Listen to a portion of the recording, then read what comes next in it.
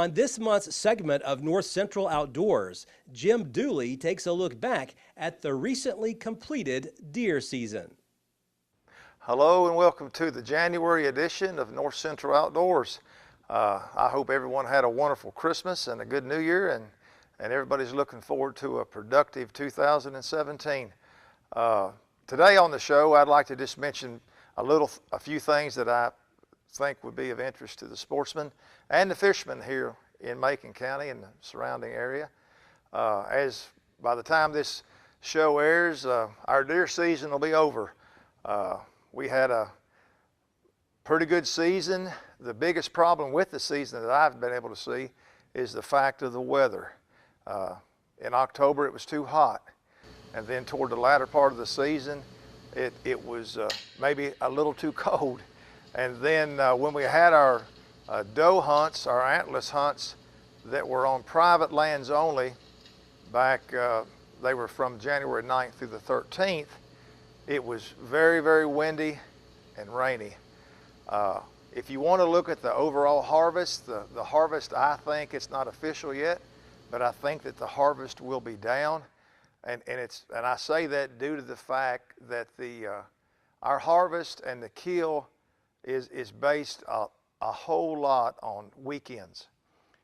Whenever we have bad weather or unfavorable weather, whether it's too hot or too windy or raining or too cold, whatever the situation may be, if it's not favorable on weekends, opening weekends, closing weekends of all those respective seasons, archery, muzzleloader, gun, then you can just about expect the overall harvest to be reduced. Now, some people may say that that's a bad thing, but you need to keep in mind that if the buck limit per se is reduced from what it was last year, that will mean that there'll be more probably 1.5, 2.5, maybe 3.5-year-old deer that are going into next year that are available there for you to harvest next year.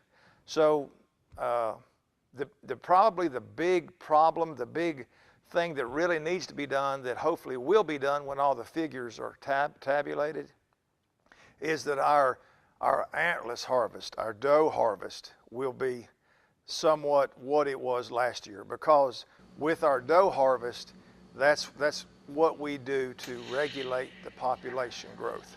And as everybody knows in Macon and around in the surrounding counties, whether it's in Kentucky or in Tennessee, we really need to keep the doe harvest regulated, and that will in fact impact the buck quality, because theoretically, when our doe buck ratios get closer to 1-to-1, that's probably optimal for our deer herd.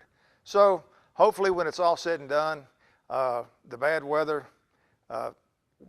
hopefully won't be that big a detriment to the overall, and hopefully when we look at the figures, that our harvest will be close to what it was last year. And if we save some bucks, if the buck harvest is not as big or as large, keep in mind that that'll relate to more bucks for you, for the hunter, to be available to shoot next year. Speaking of bucks, I'm sure everybody within the viewing audience has heard about the potential world record non-typical that was killed by Stephen Tucker in Gallatin in Sumner County. It's a monster. It's going to probably score over 300, around 312 inches, give or take. It's going to be probably, once the certification process is complete, it will probably be the world record non-typical white-tailed deer. And that's pretty big stuff in the realm of hunting, to have that deer killed in our state. Not only in our state, but one county away from Macon. Think of the potential. If that genetics is there, just think that there may be genetics somewhat like that, probably not exactly like that, but somewhat like that in our county.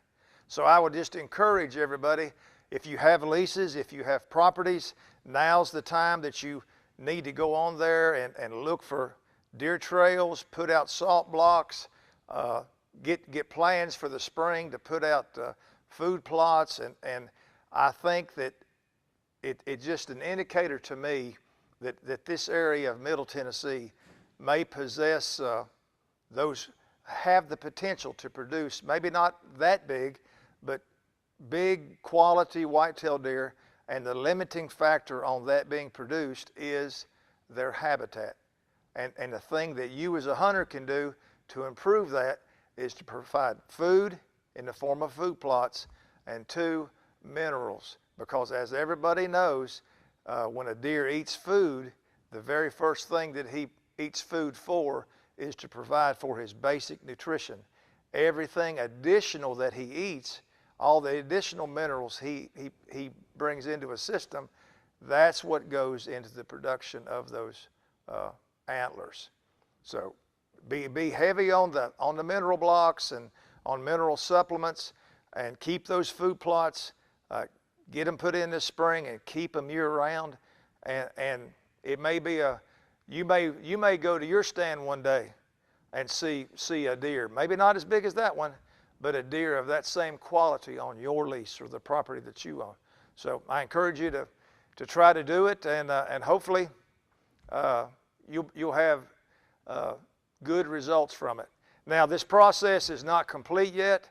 It's got to go through the final screening with the Boone and Crockett Committee, and it's my understanding that will occur in 2019 by a different set of scores.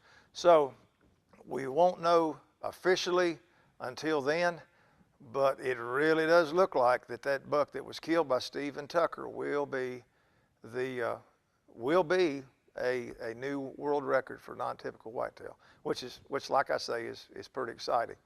On a different note, on another note, this winter, going into February and March, into the spring, is a wonderful time to go to tailwater areas and catch sauger and walleye. It's also a wonderful time to go to our area lakes that are stocked with trout. Here in Macon County, the Sullivan Pond is also stocked with trout. The limit at the pond is 7.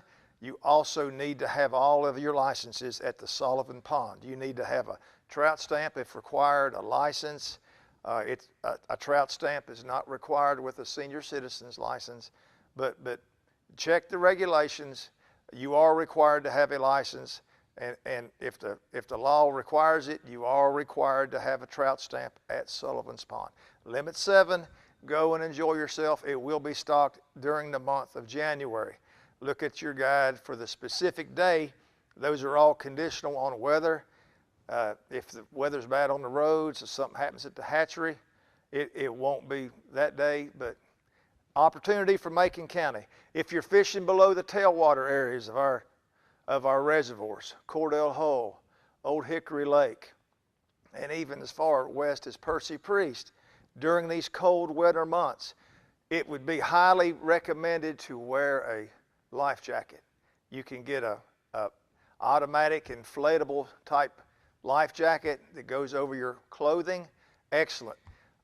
You do not want to suffer hypothermia.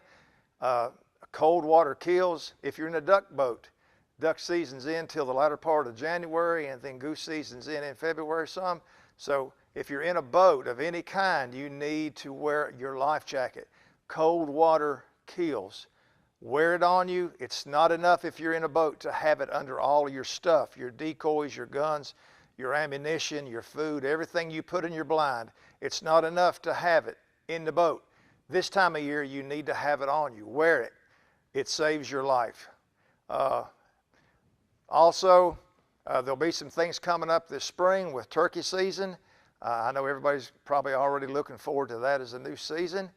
But until then, until next month, we may talk about that. But until then, I would like to, again, thank all of you. And I know everybody's looking forward to 2017. But I pray it is a good year for all of you, for all of us here at North Central and TWRA.